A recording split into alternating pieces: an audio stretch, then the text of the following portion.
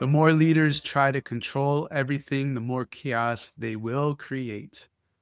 Now, we've been taught that success means planning every detail and managing every variable, but leadership isn't a spreadsheet, right? Newsflash, you're in the people business.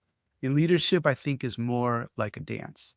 So hold your plans lightly, build wise systems, ask better questions. Because when you grip things too tight, you strangle creativity. And when you loosen your grip, real learning and results show up. Today, I'm joined by my great friend, Mitch Weathers, and this is sort of an adorable Red Hats spinoff that you've come to know and love. We explore the paradox of why tier one beats tier twoing your way out of tier one problems, how an adult's nervous system can set the tone of every room, what improv teaches ruckus makers about leadership and flow. We even take a turquoise inspired jewelry detour and a candid chat about saying yes, even with boundaries. So, where does this leave you? With a practical way to be like water, decisive yet fluid, so that your campus can actually breathe. I'm Danny Bauer, and this is Better Leaders, Better Schools, the original Ruckus cast for visionary leaders who want to do school different, even within a traditional system, so that we create a campus experience worth showing up for.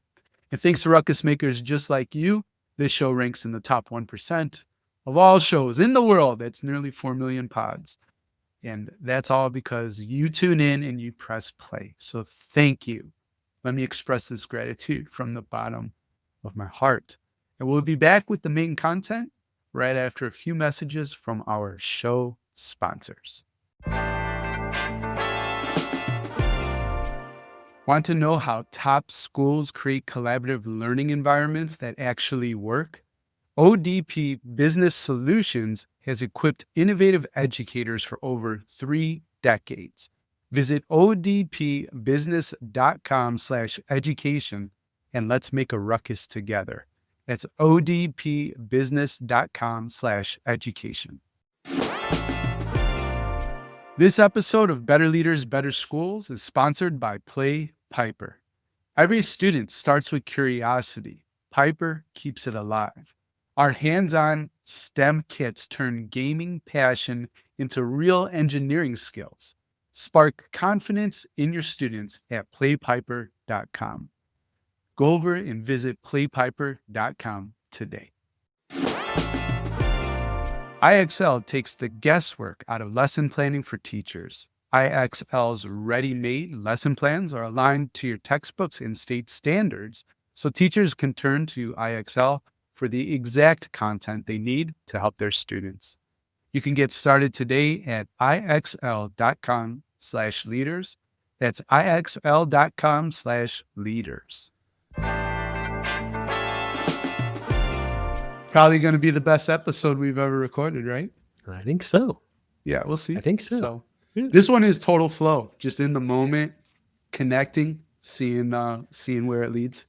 But there's leadership lessons there too, because I'll tell you what, I don't know if you can add to this, but I've realized the more I try to control stuff, right, it never works out like you plan. And I teach stuff about planning in 90-day plans, entry plans, all this kind of stuff. Used to teach productivity courses a decade ago, right? People were really into that and they wanted to do those things. But I think at the end of the day, it's really about like the mental models and the systems and the questions you should be asking, and to hold things a little gently, because the plans never come out as expected. But yeah, man, update us. You're not saying that, therefore, don't ever make a plan. Yeah, I'm not saying like we're doing right now. But we had a plan to meet, so that's a plan. Yeah, there's a plan. It was on the calendar, we moved it around and hit record, but made it happen still. So yeah. But update us on your work, on the book. Yeah, what's going on in that world? I'm excited actually today. I would say today's the first professional learning opportunity any teachers have ever had, certainly in person, with the content in the book. So my co-author is from Delaware, Pennsylvania area, closer to you. And is in New Mexico for an all-day in-person training on supporting the development of executive functioning skills in New Mexico loves K-3. some executive functions. New Mexico. Yeah, and it's been great because of the work I've been doing for the last couple of years that you're aware of in New Mexico. As the book was coming together and we were around in that, finished writing corner, I actually reached out to one of in New Mexico, they refer to them as cooperatives, which might be akin to like a county office of education in other states, certainly here in California, but kind of regions. I think there's 9 or 10 Mm, regions in New Mexico. One of the cooperatives that I've been working with, I just threw it out there because we have been focusing more on upper elementary, middle, high school for the last couple of years. So the idea was supposed to be we were both going to be there, 2 all-day sessions and kind of yeah. tag teaming, which would have been really fun. But due to political funding insecurities or lack thereof funding being issued, they had to scale back. Man, you're so New nice Mexico, about I that. think I'm not even sure they've passed the budget yet. So, but it's just I so that's one really cool. It would have been a lot of fun to do it together, and I'm super excited that my co-author Sarah is there, just mic dropping. It's going to be really good. We planned been reviewing her slide deck and the activity, so we've kind of like co-planned it, which was really fun. yeah. And she didn't even know if she was going to make it because TSA and people aren't going to work because they're not getting paid and all this. Oh yeah. So who knows when we're releasing this? We're recording November 10th. We did it. We were great. We have the longest shutdown in history. So well done. I know. Right. Historical. You can Historic. hang your hat on that. So, but that's what you're talking about with TSA, I think. And yeah, she had to reach out to the group in New Mexico last week and was kind of like, "Hey, I'm still planning on it. Yeah. But if I get to the airport and there's no air traffic controller, then we'll have to reschedule." And they, of course, were cool with it. So, but that's good, man. That's going on. And we'll just stick with New Mexico because I keynoted what they call their MLSS, multi-layered system of support. It's MTSS in most other places. Last school year, it was fun. I was the opening keynote both days for this 2-day conference. Well, give us some of the goods. Give us some of the goods that you talked about, right? Like, why do people come listen to the Ruckus Cast, or specifically, right, the adorable Red Hats spinoff of the pod? Yeah. Like, let's bring them some of the goods. They're happy that you're speaking there. And I know the audience is wondering too, how many turquoise rings or banded bracelets or necklaces do you have after visiting New Mexico so much as well? One. Yeah. Just one. And it was a total swing and a miss because I was this little outdoor like market one afternoon, and I was walking, I think, to get some dinner and then back to my hotel. And it was all these like local artisans. Yeah. And I was like, oh wow. And it wasn't a ring, it was like a necklace pendant. And my wife's got red hair and turquoise red hair. I thought, that's beautiful nice combo. Yeah. So, and the woman who was selling it, her husband actually goes and hand mines turquoise in the mountains and the whole thing, right? They forged the silver themselves, like, the whole thing. And I got it home, gave it to my wife, and she was like, "Oh, thank you so much. This is beautiful. But I don't wear silver. I always wear gold." Yeah. And so she's never worn. Wait, hold on. And if you really knew me, how long have you been married? 27 years. Where was this in the 27 years? Where was this, like year 22 years ago? Yeah, it totally. Oh man, last year. And it was just one of those things. As soon as she said that, I was like, last 25 years. You're right. I've never seen you wear silver. You always wear gold. Yeah. So, and then she doesn't even wear a lot of jewelry, but thought that counts. So I have one piece of jewelry. Point being, the reason they were there, some goods from the conference, and I thought it was quite an honor. Some of the districts and cooperatives were reporting upwards of 60 to 70% referral rates to tier 2, tier 3 and special ed. And the recognition kind of statewide was like, the system's not built for that. And so, a big part of my work is tier 1 and interventions and initiatives so that all kids are getting exposure in that core content tier 1 space. So, but I was going to say, part of that, on the backside of that conference, in the northwestern corner of the state, which is the exact opposite where I've done most of the work in New Mexico, a district really wanted to roll out organized binders, so like go with the program. And today, it's funny, that was last school year, same thing, some funding insecurity caused them to pump the brakes, and they just got back today and said, hey, what about these dates in January? So we're going to be doing some more good stuff in New Mexico. So that's kind of what's going on with the book and stuff. We're happy about. How's fun and insecurity? Did you come up with this? It's such a nice way of talking about the chaos. Yeah, it's a very California way to describe. How would you describe it in your Chicago, New Yorker lens? I guess I would say, where's the and fucking we're on the money? Air. We're on the air right now, so. I mean, what I would say, like, where's the fucking money you promised us? So. That's one way to say it. Yeah. So. Well, yeah, we're saying the same thing. Yeah, we are just different coasts. So yeah, I'm kind of repping West Coast. I wore my hat. You did not. Yeah.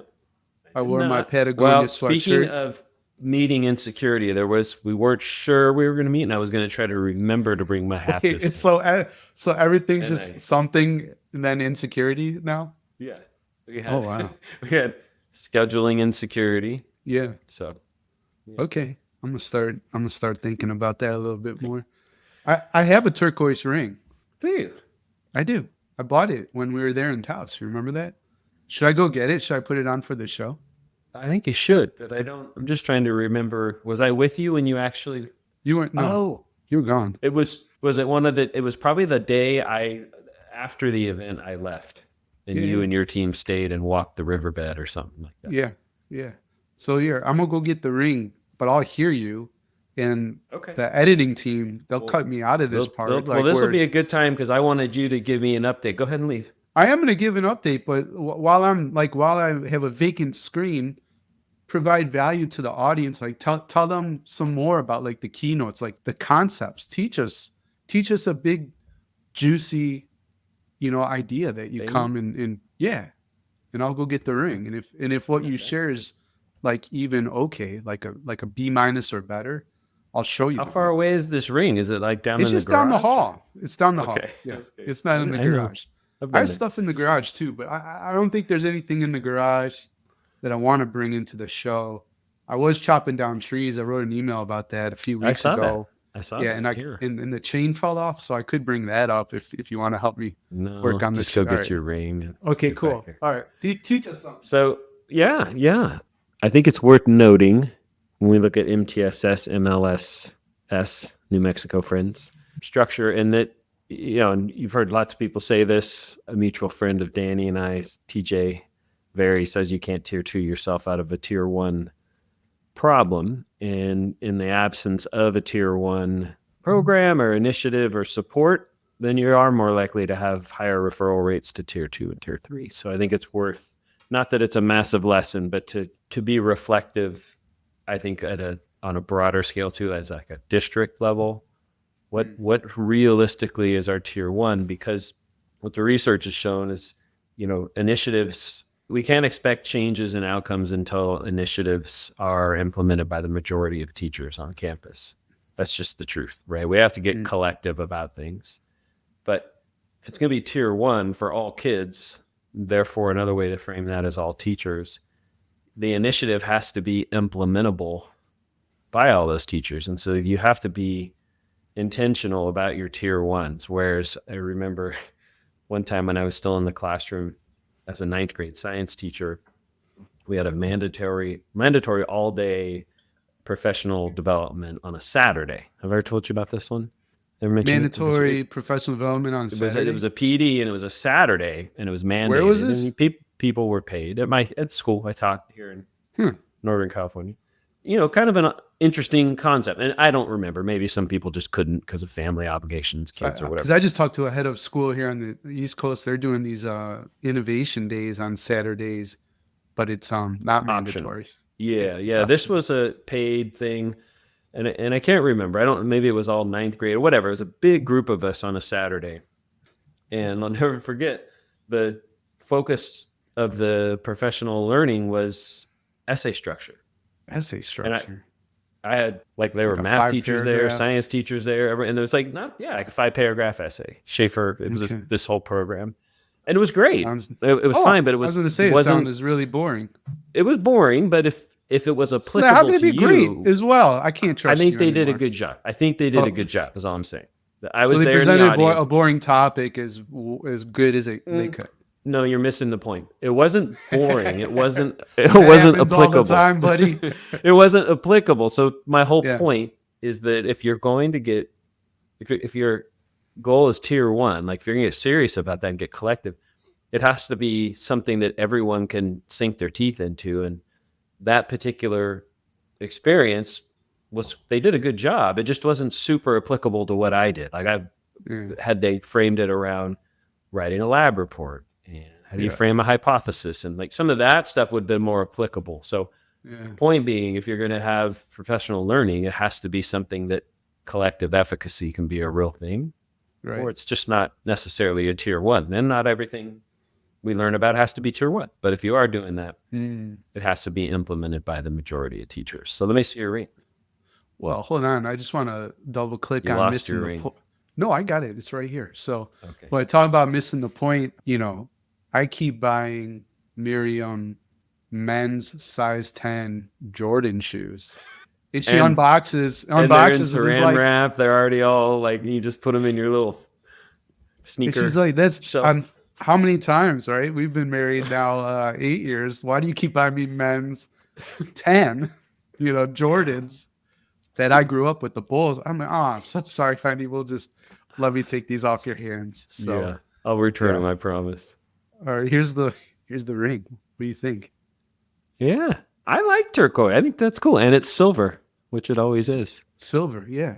Yeah, And the artist name who made it, right? I don't think they'll get it on the video, but they I could see inscribed, something written yeah. there. Yeah. There's an N and some other Hmm. stuff. I can't even read that anymore. It's like I've gotten old and small print doesn't work. So, Totally. oh well. Yeah. Give us an update on. I'm curious because you and I haven't caught up on it extensively. Improv, Yeah. Well, I've only comedy taken one class, class at this point, right? just one. Okay. Yeah. Okay. But I think, we like talking off the cuff and on topics that may seem that they don't relate to education, but I could tie everything back to education and leadership, including Sure. silverware, and you're clearly sleepwalking through your marriage is, I think, how a therapist would describe it. Yeah. Okay. With the silver and gold. Do you want to sell that? Maybe there's a listener, that will buy something your wife clearly It hates. wasn't cheap. It What do wasn't you? cheap. It wasn't cheap. Okay. No. Do you want to think about it, and maybe next No, episode? it's for sale. It's for sale. You want to think about the number, or you want to put it up for sale 100 now, or I think it was a $250 item, if I remember yeah. right. Okay. $100 $100. All for right. sale. For So $100. if you text me a picture, But the I'll put it in only the way show to buy notes it of is the you have to nope, sight unseen. join the mastermind. $100. Okay, here we Nope. go. Join the mastermind, and you No. we'll throw in the next 24 hours. If you join the mastermind, you'll get a silver necklace with turquoise. I'll throw the $100 in. And it's nice. I'm telling you, it's a cool Yeah, of piece with a course. cool story. Right. Yeah. Yeah. But with Marriage improv, insecurity. it was fun. I had a dream as a kid that I wanted to get into improv and take classes. And I grew up, I lived in Chicago, and I don't have regrets in life, but I wish I had taken classes at Second City at Improv Olympics. I went to plenty of shows, so definitely Mm. immersed in the art form and stuff, but just never enrolled in classes. It's complicated, right? There's stuff going on there that I want to bring up right now, but that was a big reason why I didn't. And I don't know what it was. It's not like I had a birthday or having a midlife crisis. I think shout out to Matt Dix, who's been working with me on storytelling, and, Mhm. I've worked with him in two different little storytelling masterminds that he's run, and everybody should check out his book called Storyworthy for sure. But he's somebody that, like me, gets after things, is known for like doing stuff, taking action, but he just inspired me, like, do it. Yes, like, you know what I mean? Like, don't Mhm. overthink it. Just sign up. And he has a really counterintuitive approach to life. He always says yes, right? Which is different, and probably Like even that me. Jim I Carrey movie. Is there a Yes movie with Jim Carrey that I'm not Yeah. thinking of? What's the name of it? He and that actress, Chloe. Hmm, I can't remember it. It'll come to But me.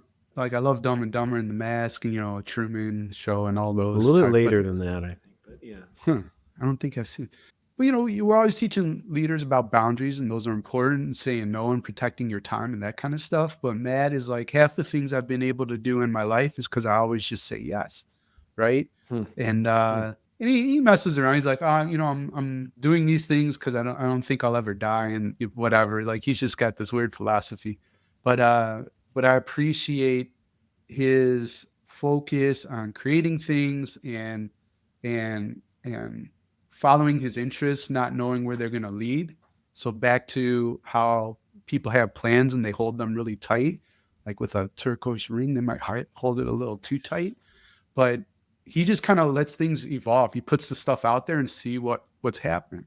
And so in Mm. 2009 is when I thought this guy's been telling stories at the Moth, forever. And listen, 2009 is, A over a while decade ago. ago. So he has been putting in the reps, the work. But anyways, so speaking on the stage there, right? Some business guys saw him talks like, "Oh, you should come talk to my business and help me out, tell my story, da da da." And from there on, it opened up doors for him to work at Amazon, Etsy, Salesforce. Oh, He's worked with the FBI, right? Like, wow. really cool stuff. Yeah. So say yes. You could try to architect and plan out life or whatever, but it changes, evolves.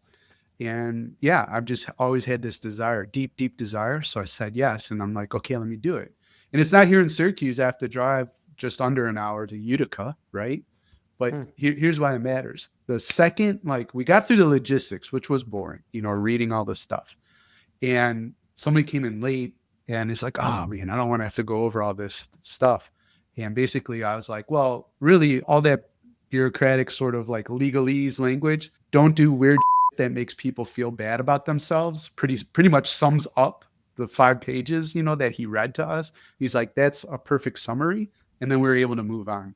So once we Hmm. moved on and we started the playing in the games, I had just this moment, probably like I felt in Taos with the live event, and when I've really been able to work deeply Hmm. with leaders. But I was in the zone, and I'm like, I could do this every day, all the time. When's Wow. the when's the next when's the next event? Good for you. And I was Yeah. so, it's kind of sad, like, oh, I gotta wait a week. Oh my God, I gotta wait a week, just to do it again. And he was talking Yeah. about, we'll need teachers for improv classes. There's different levels. We have a group, that puts on shows. And just in my mind, I'm like, sign me up, sign me up, sign me up. So Hmm. it was just soul filling, heart filling. I had so much fun. It was funny, obviously, just like amazing. So Good for you, thanks for man. asking. Yeah. Yeah. Yeah. I didn't realize it had only been one. So you have one coming up this week, clearly. Yeah, every Tuesday. So here's another leadership lesson, because we do want to give leadership and I education had a related question about content that. too, even though we do a lot of BSing here. One of the He taught us principles, like, because these are all intro people, right? Like, these are Hmm. not pros yet. And so we're at the fundamentals, the basics. And one of the things which was really interesting, he said, don't try to be funny. Don't try. Like, if you try hard, the audience feels it, and it messes it all up. And in trying to be funny is not funny, right? What's funny is just how you naturally respond to stuff in the moment, which is why we make each other laugh, because it's not scripted out. And you know what I mean? My Yeah. friend Jonathan Bates always said that you can't make up real life. So the Hmm. leadership lesson is maybe stop trying so hard. Imagine that, you know? Just So be. just be, I mean, and again, you have to have a plan. That doesn't mean you avoid hard conversations and all this kind of stuff, but it's like the efforting, and just really trying to push it through versus a more relaxed, fluid type of state. Hmm. Bruce Lee has an amazing talk called Be Like Water. And that's the whole idea, is like to get into flow and not be rigid, and to be fluid, and to not fight the current, Mhm. and those are really interesting ideas to noodle on and play with in leadership, because usually people are trying to just beat up the staff with compliance and 2x4s and be like, we did it, we're a PLC, and everybody's like, they're it's not in their DNA. And the second the leader leaves or is not looking, they're like, oh, finally we can be normal again. Be ourselves. Yeah.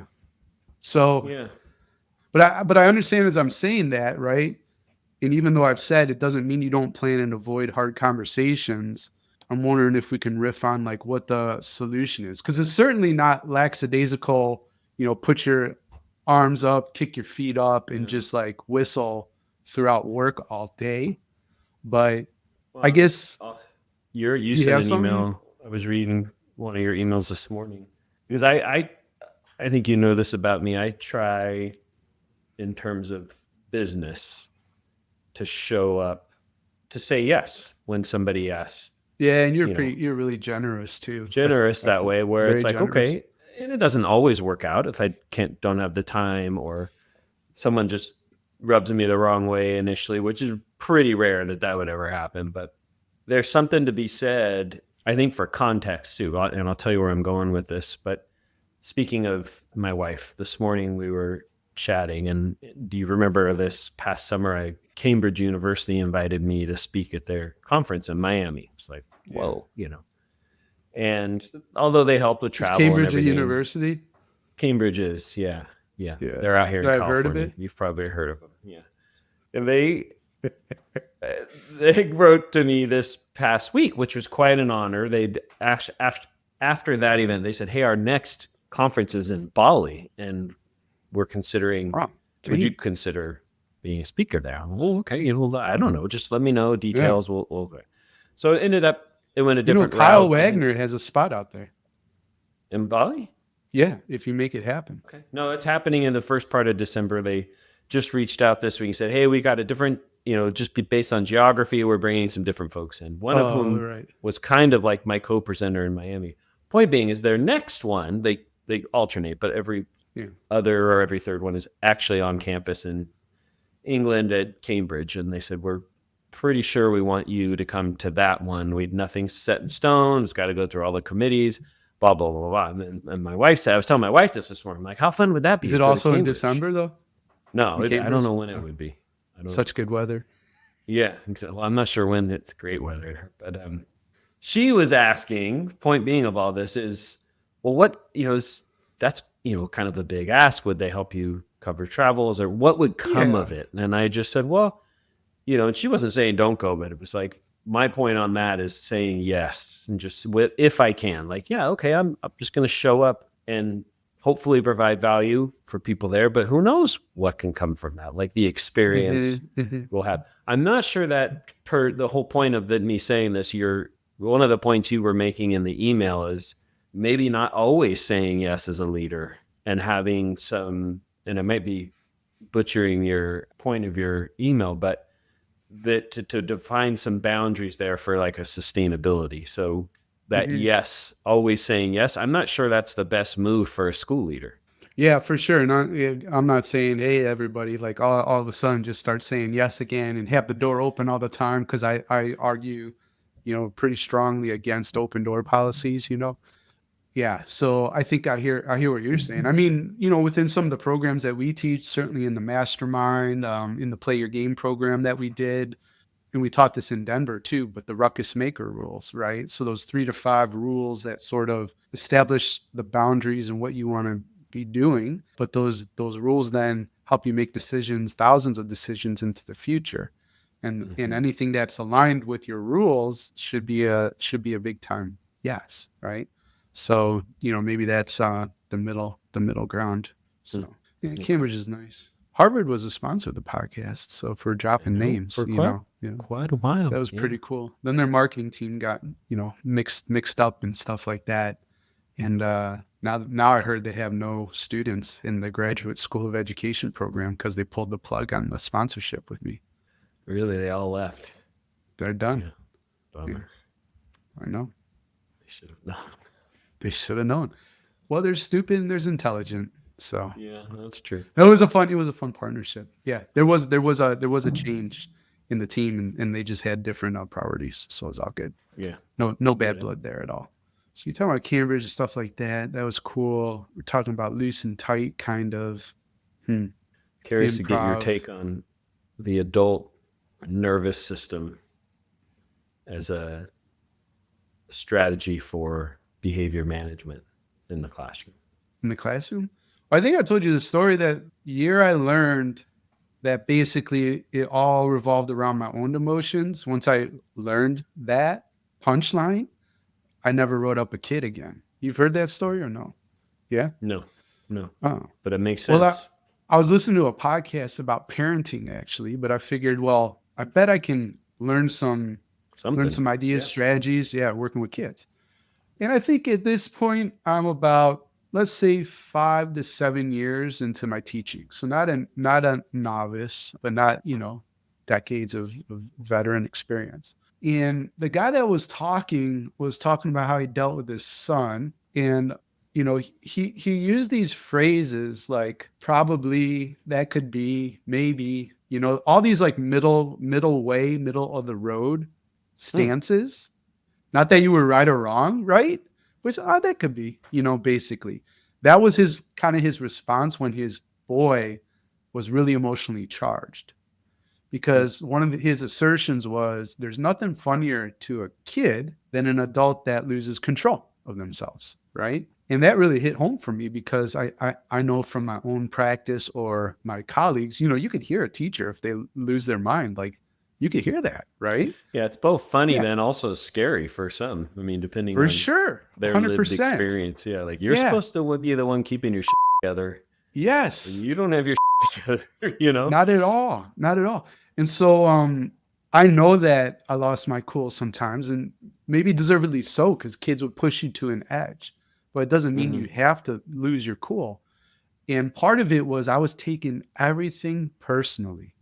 So this works as a classroom teacher, this works as a principal because you can take stuff personally, from your staff Oh, as oh, well. yeah. So so part one was understanding that let me just give these middle of the road responses to kids. So Mr. Bauer, you suck. You're the worst teacher in the world.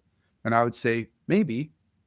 And they would look at me like that, like you are, like, wait, I just insulted you to your face. And basically you weren't necessarily agreeing, but you didn't say no, and we didn't fight about it, right? I was just like, yeah. Or I might say probably, right? But I didn't bite the hook, so to speak, right? Right. So kids stop doing stuff like that.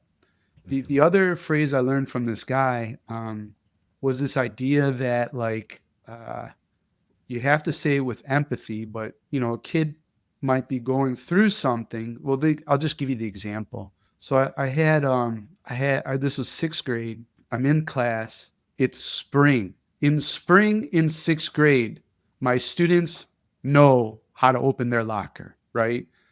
Unless there's some big problems going on with them, all right?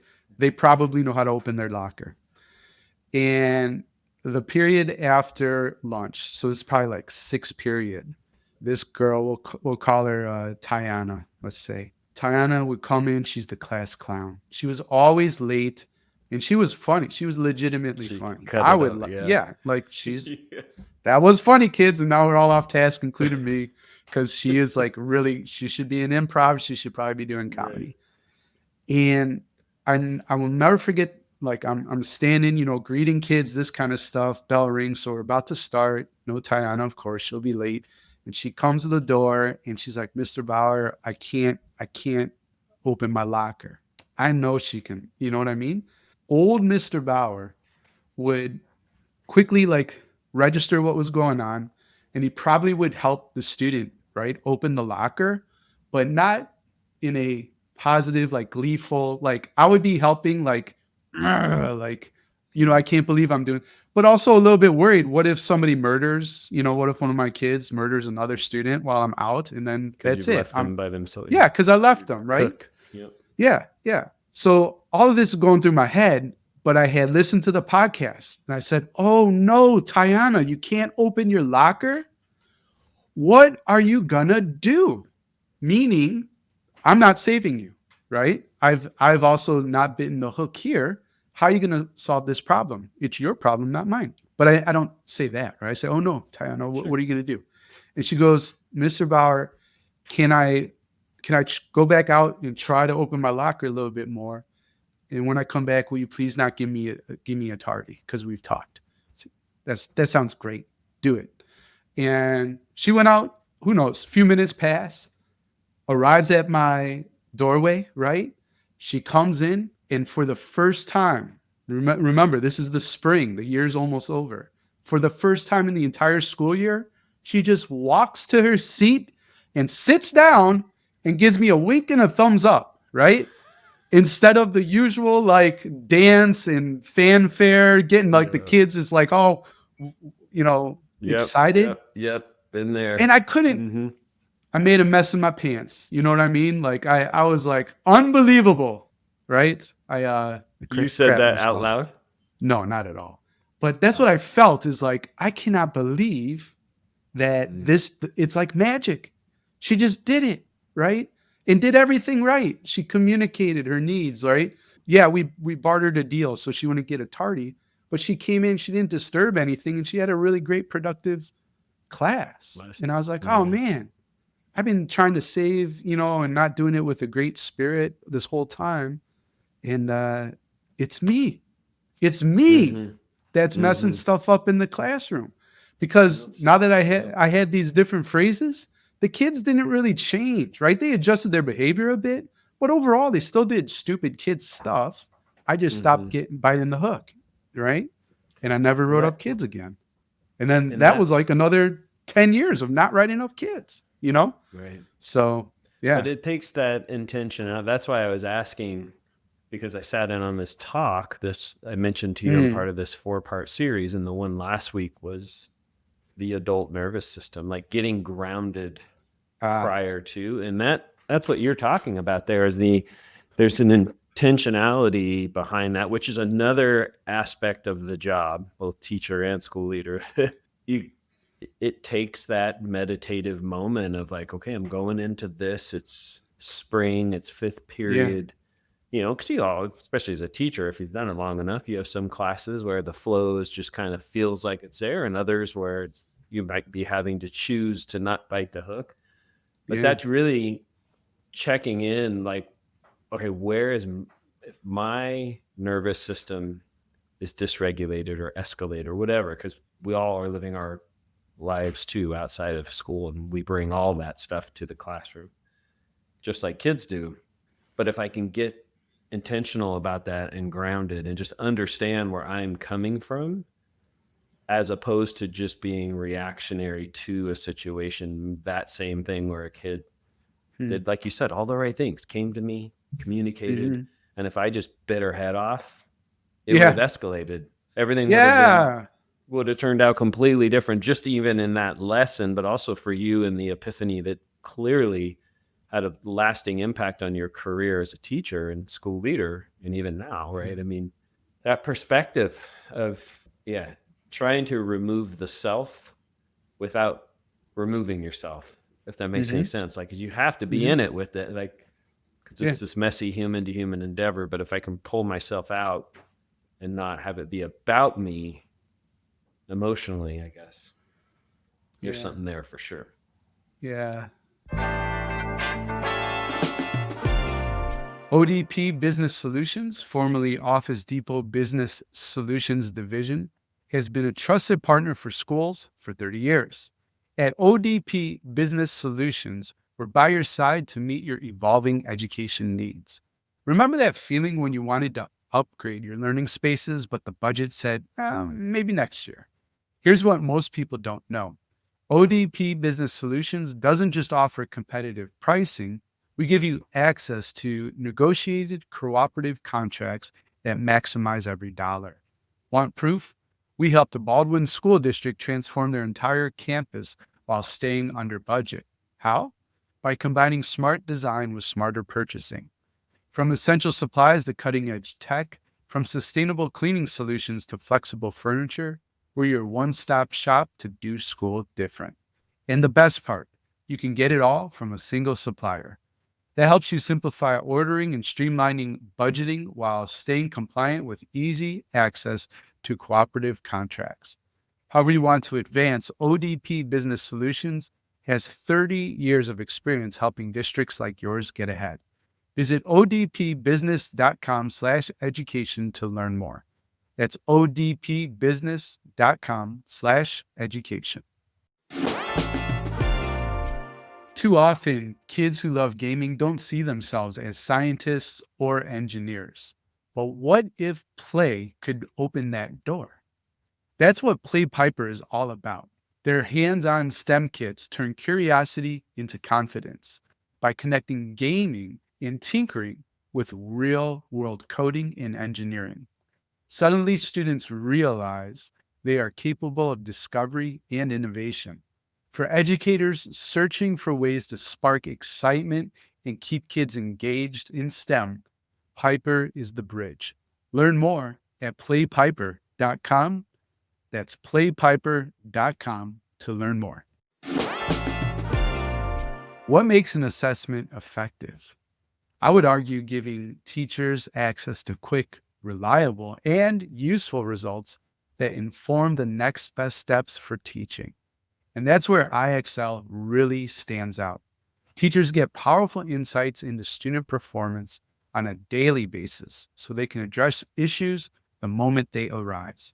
Imagine that, adjusting instruction in real time before it's too late. Your teachers have a tool that helps them be even more effective. And your students, they grow and they grow.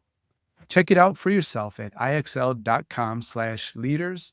That's ixl.com/leaders.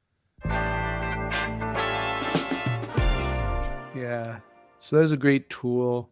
I've used it. I've told that story countless times over the years. But the pace of a school day is pretty intense, right? Yeah. And there's not a lot of great breaks available for teachers and or school administrators. And so I think, really, yeah, it's really a challenge, but you have to figure out what does that cycle of the day look like and how can I carve out some moments of margin just to, you're talking about your nervous system and regulating and all that kind of stuff. And if you're just grinding the whole day, Yeah. to You get me, tired. Yeah. yeah, I think you're just And figuring volatile. out not what those times, like carving out the time, but then how do you use that time? Like, what is it? Because it's going to maybe be different for everybody. Sure. Um, Yeah. but that's value add work for sure. I think, Right on. and you write about this a lot. Like as a school leader, and I've never been one, so but you can't do everything.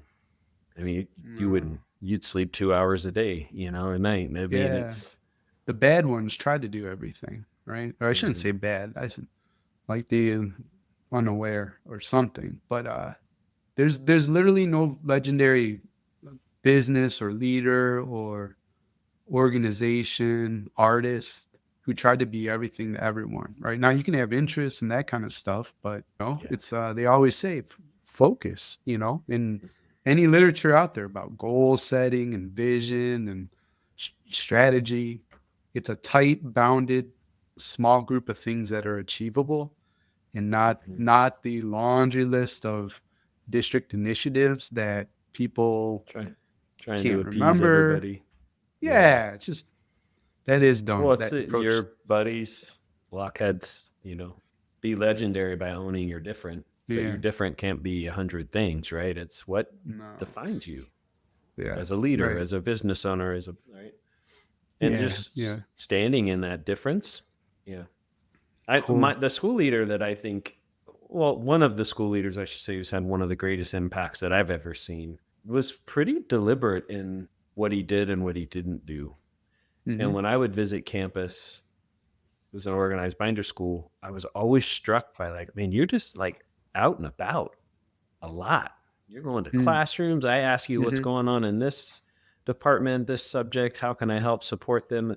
And he had things to say because he was talking to Mm. kids and teachers. And one time I asked him, like, how do you like? you know, what about, Yeah.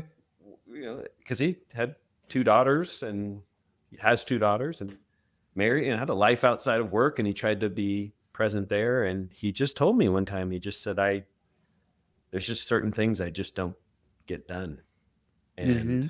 I'm okay with that. And it wasn't simpatico with the district all the time, I think. And then here, I'm not here to say Sure. like just ignore things completely, but that always struck me like, okay, he has a vision for what it means to lead this school, Yeah. and Well, that's the work he commits to. And he yeah. does what he got the other stuff he needs to do, but he just didn't do all of it. Yeah. Well, we can end Yeah. on that idea, which is, I'll say you can ignore district stuff, right? You shouldn't. That shouldn't be your default. But again, you have to filter through things and think about like what's going to give you leverage, what's going to give you the greatest return on investment, or is this just like clearly one of those busy work type of things, right? And better leaders, better schools. I've written about school improvement plans for 10 years and how most of them have way too many initiatives and da da da, and like people know it's not achievable, unrealistic, it's not inspiring, motivating, but it looks good on paper for people in a central office cabinet to say, yeah, yeah, yeah, we're doing it, we're fixing everything, so we're good, right? But nothing gets fixed. In those 10 years, I've only had one person. It used to be zero, and until this year, one person finally wrote in and says, "Oh, we have a strategic plan that actually guides our work, and it's really good. Here it is, Danny." And she was right. It was really good. But what made it different was that it had a very tight focus. It was doable, it was Mm. achievable. So therefore, it was amazing and inspiring and all that kind of stuff. And so, I said we want to end on this point. I tell people, a lot of times principals have gotten there because they're A players. They're certainly hard workers, high achievers, but you don't have to give A effort on everything. You could give C, Mm. D, and F effort on some stuff. And like I'm reading Matt's book, Someday is Today, it's called, but he talks about as a teacher, he knows there's some dumb stuff he's asked to do as a teacher. He's like, I wonder what would happen if I just don't do this thing, right? And he didn't do it. And he got away with it for years until a new principal came. Is like, hey, I noticed you didn't turn in the spreadsheet, right? Like whatever the data, what. And he's like, yeah, I've never turned it in. Nobody's ever said anything, right? But to his credit, right, he identified something as this is probably never gonna get feedback. Like I go hard on the school improvement plans because I turned them in, I checked the boxes, but I gave CDF effort because my idea was, oh, this isn't real and nobody's going to Mhm. give me meaningful feedback. And I was right. That's my Mhm. experience, right? So why would I pour all these hours, and put your hard work into something that nobody's ever going to say, this is important. I like what you did here. Tell me more about this. I don't know about that, Cole. Like again, it was just like a compliance thing. So I did the bare minimum. So you gotta know, what the line is there. And it might Yeah. be a healthy discussion to have with central office folks, but But if it is not, if that I get it, right? It's also analogous to the classroom, for where sure. if you're doing things that aren't directly contributing to students' growth and success, then you have to stop and go, why Why am are we I doing it? Yeah. why am I doing this? It was one I'll never forget, and then we can end, but I was mentoring a new teacher, and she was an English teacher, Yeah. right? And I always loved in a mentor role being cross curricular because I couldn't just get into the science of it all, right? As Yeah. a Yeah. science teacher. So I'm just there watching strategies and pedagogy. And afterwards, and she was overwhelmed. She was drowning, second year, I think. And we were talking on her prep. And the lesson I had observed prior to us meeting, all super casual, they were finishing up an essay that Hmm. we're kind of round in that corner, been working on it a few weeks or whatever. And I noticed on her desk, she had a really big desk, and she had like 2 or 3 piles of what looked like student essays. And so I had just asked, like, hey, what are these essays? Tell me about this. And she said, well, these are the essays that we've already written this semester, and I haven't gotten around to grading them and handing them back yet. Like, so she's just like underwater, right? Like Hmm. underwater. and just doing what either was done to her. Well, you show up, you give your lesson, you give homework, like losing balance, not eating. I mean, everything, eating bad, like not Yeah. exercising, all the stuff. And I said, well, wait a minute here. You haven't graded those essays from like last month. So we're coming up on 2 months. And she's like, no, and I said, well, let's just step back now and Yeah. think about what's happening here, because by not giving the feedback, which is the whole point of grading, right? This conversation between kids and teachers, then and having them write multiple other essays, you're actually teaching them something, but you don't know what it is. And what you could be doing is reinforcing bad writing habits. You could be reinforcing things that, I said, so what I did is I gave her permission. I said, you're not allowed, I'm giving you permission to not assign any homework outside of class until everything on your desk is graded and handed back and discussed with kids. Even the Mm, worksheet, mm, nothing else goes home. Your whole world lives right in here with them, and then they get to leave. mm, And you could do this because it's those things we get in. Oh, I have to do this. And it's like, well, it's not mhm. like your point with this district thing. This year teacher that didn't do it, or the school leader that doesn't do it until there's some value there. Maybe Yeah. give it a D or an F effort real quick. So, Yeah. and in the classroom, I say, don't even give it an F effort. Just don't do it. Mm, If you can't draw a line between what you're doing and student success, just don't do it. yeah. Good advice. Good advice. I think the short anecdote is, I spoke in Kenya a couple of years ago, closing keynote, and the student panel before me, I talked about this, but the girl was like, I wouldn't use AI on assignments if I knew the purpose. And that's kind of where we landed here at the end, for Right. student, teacher, administrator, right? If there's not clear purpose and value aligned to the growth of the community there, then what is the point? Find the shortcut, just like the girl in Kenya who used AI, or a lot of our students are, because if you're just busy work, then make it easy for So yourself. So that's all to say we can't have purpose in security. there's no purpose in security for sure, right? If you So, have and they'll, purpose in security, then you use AI. yeah, You 100%. shouldn't use AI any other time. And ban Exactly. social media because it's I've silly. taken a lot of it off my phone. I'm about You to do this just like periodically stop. though. It's more Yeah. cyclical for you.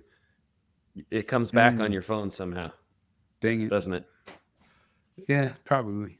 But Yeah. I've taken most of it off. So Good. yeah, Good. yeah. All right. Well, thanks. All right, man. Until next time with Adorable Red Hats. Yeah. Right in. Right in about Yeah. whatever insecurities you're facing. We'd love to hear Join from us you. on the show. Hello at adorableredhats.com, I believe. Yeah. I think so. Yeah. Hey, Ruckus Maker, thanks again for pressing play. I hope you enjoyed this show as much as I enjoyed recording it. And before you go, if today's episode shifted something for you, where you want to do school different or you have a new idea about education, then I want to invite you to subscribe to ruckusmakers.news. That's our newsletter. And you get 3 new opportunities to do school different every week sent to your inbox. It's trusted by over 5,000 school leaders. And if you want to reimagine education within a traditional setting so that you could create a campus experience worth showing up for, subscribe for free at ruckusmakers.news.